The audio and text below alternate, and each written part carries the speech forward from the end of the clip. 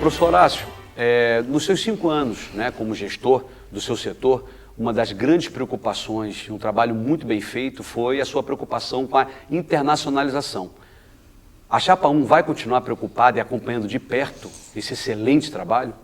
Sim, com toda certeza. Veja, falar em internacionalização para mim é um assunto que é super agradável. Eu comecei a desenvolver processos de internacionalização não no setor, foi no meu departamento. Isso lá pelos anos de 1996, 97, eu iniciei processos de internacionalização. Quando não se escutava falar de CAPES, Braftec, FIPS, Probral, Unibral, quando esses programas não existiam. Com uma ótica diferenciada, porque promover o intercâmbio internacional para quem tem condições financeiras, esse é um parâmetro muito fácil. Tem dinheiro, você vai. A minha preocupação foi justamente de promover o intercâmbio internacional para quem não tinha condição financeira.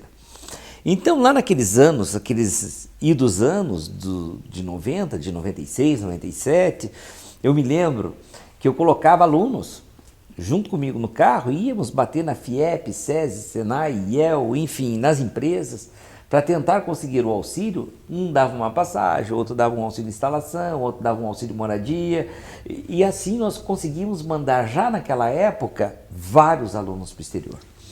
O tempo passou, os programas vieram e auxiliaram bastante. Mesmo com a vinda dos programas e agora, de certa forma, uma reestruturação dos programas nacionais, eu continuei fazendo. Então, no setor de tecnologia, nós desenvolvemos ações próprias de internacionalização. Então, nós temos um programa próprio, bancado, financiado pelo setor de tecnologia, que permite a alunos que não foram contemplados num processo da universidade, de terem a oportunidade de passar também um ano no exterior.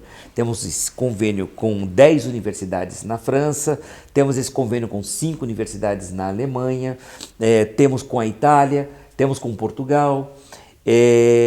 Por quê? Qual o porquê desses programas? É justamente um processo básico de internacionalização daquilo que nós temos, que é o setor de tecnologia. É um programa que tem dado muito certo, que tem atendido aos alunos dos mais diversos cursos, e é uma coisa que eu e a professora Ana gostaríamos de estender, né? Estender as ações da ARRE e da agência GTIC Internacional, e a professora Ana, então, acho que poderia falar um pouquinho das nossas pretensões com relação a isso. Todas as iniciativas que já são um sucesso na universidade, no que se refere à internacionalização, elas vão ser mantidas e fomentadas. Mas aquele professor que tem um contato lá na Polônia, que tem um contato lá na Grécia, esse professor muitas vezes fica discriminado porque ele tem que passar todo um árduo processo de tramitação desse convênio, e depois, quando o aluno chega, não tem como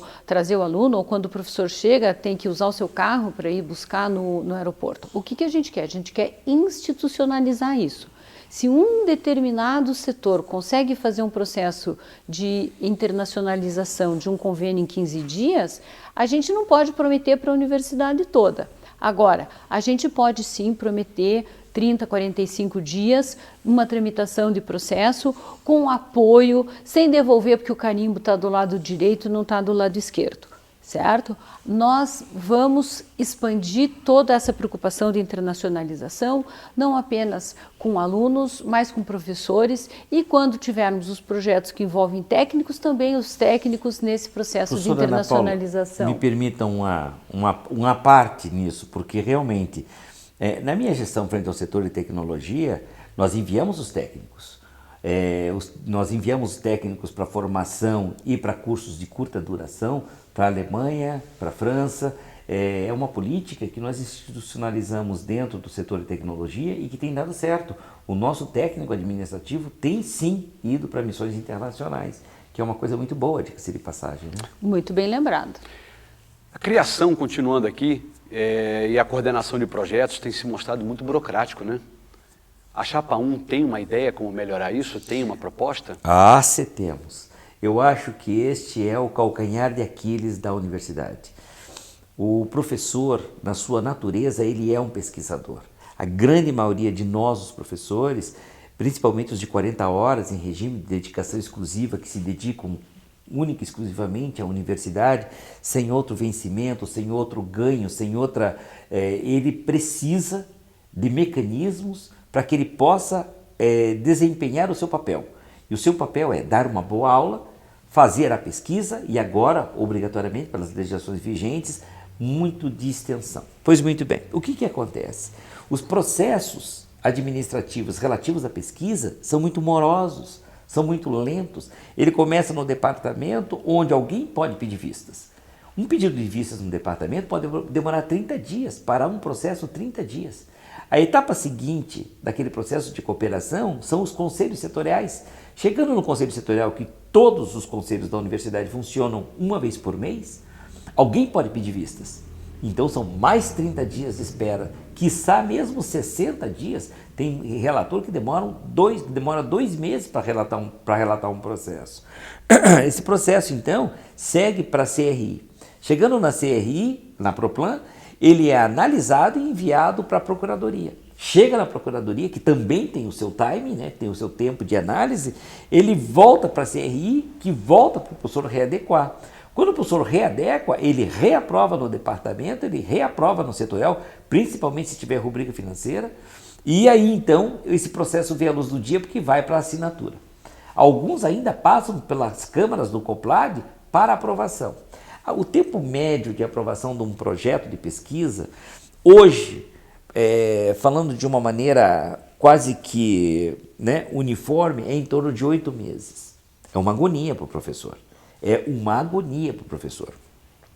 Associe-se a isso o fato de que se esse projeto for tripartite e envolver uma das fundações de apoio, além do pagamento de 15% de taxas para a fundação de apoio, o professor, para fazer uma compra de material, de equipamento, de software, seja o que for, ele tem que apresentar 3 pedidos, é uma via sacra. Para o professor, isso é uma via sacra. Nós, da Chapa 1, eu e a professora Ana, a gente pensa que a universidade tem que ser um agente facilitador. A universidade tem que criar meios e condições para que o pesquisador possa comprar de maneira ágil o seu equipamento, para que o professor possa, de maneira ágil, assinar esse termo de cooperação. Enfim, eu acho que a professora Ana Paula tem um bom complemento a respeito disso, mas seria a ideia inicial, né, professora Ana Paula? Essa burocracia, a gente costuma dizer que o professor e o técnico contam para a universidade seu CPF umas 3 vezes por semana. Não dá, né? A gente precisa de mais agilidade nos processos. Claro, nós não vamos desrespeitar nenhuma lei. Claro, nós não vamos entrar num confronto com os órgãos superiores de controle, AGU, TCU. Nós vamos controlar esse encaminhamento dentro da universidade e não vamos criar caso, e vamos ter um sistema que um converse com o outro. De novo, não vamos prometer aquilo que não podemos cumprir. Não dá para querer mudar todos os sistemas da universidade em 3 meses, mas pelo menos o começo será dado nos 3 meses.